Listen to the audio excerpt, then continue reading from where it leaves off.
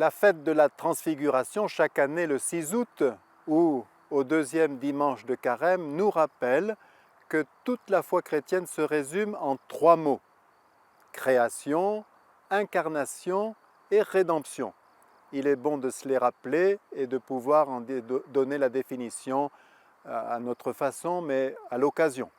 Création, Dieu crée sans cesse il tient chaque atome de notre univers dans l'existence, comme le soleil tient la lumière. Incarnation, Dieu se fait l'un de nous. Et rédemption, Dieu œuvre sans cesse à notre salut. Reprenons-les les uns après les autres. Création, ce jour-là ou cette nuit-là, Jésus prend Pierre, Jacques et Jean et les conduit sur une haute montagne. L'appel est très clair, il faut savoir prendre de la hauteur, il faut régulièrement prendre de la distance par rapport à notre quotidien, il faut savoir prendre du recul, peut-être quitter nos écrans pour admirer Dieu au naturel à travers ses œuvres, pour nous rappeler qu'il y a quelqu'un au-dessus de nous qui nous regarde avec bienveillance.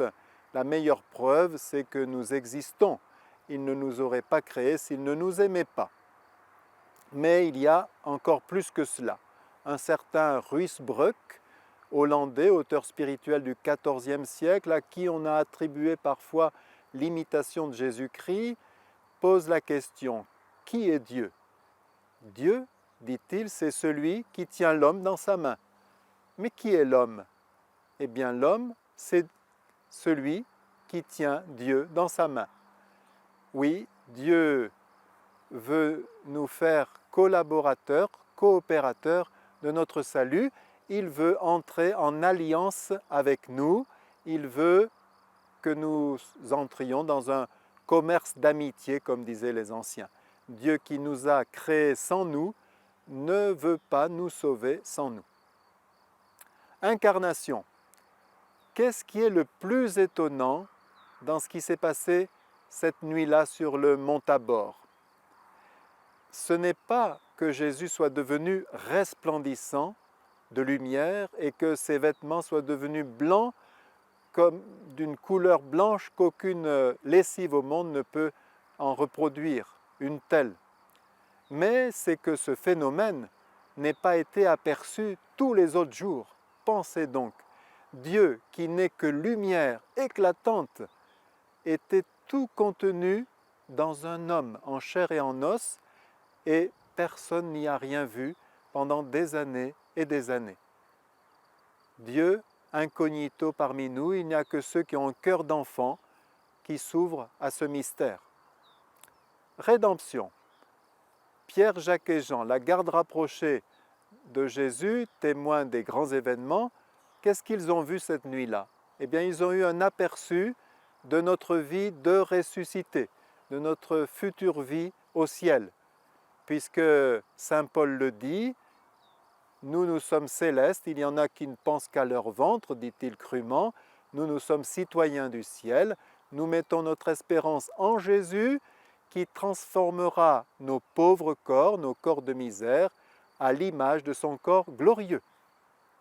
Et là, nous pouvons faire appel à Raymond DeVos dans un de ses sketchs, où il dit: écoutez, on a beau ne pas être des machines, hein, on s'use, hein, on devrait faire une révision générale de temps en temps. Moi j'en viens, je suis allé voir un professeur des organes. Quand il m'a vu, il m'a dit: ça fait longtemps que vous êtes là-dedans? Oh, je lui ai dit fièrement, hein, ça fait 40 ans et sans aucune réparation. Ah ben il me dit: ben, ça se voit, hein. À mon avis, il faudrait tout changer. Et ben moi qui me sentais bien en arrivant, j'ai failli me sentir mal. Oh, je lui dis: mais moi je venais juste pour que vous me changiez quelques organes usagés. Il me dit: non, il faudrait tout refaire.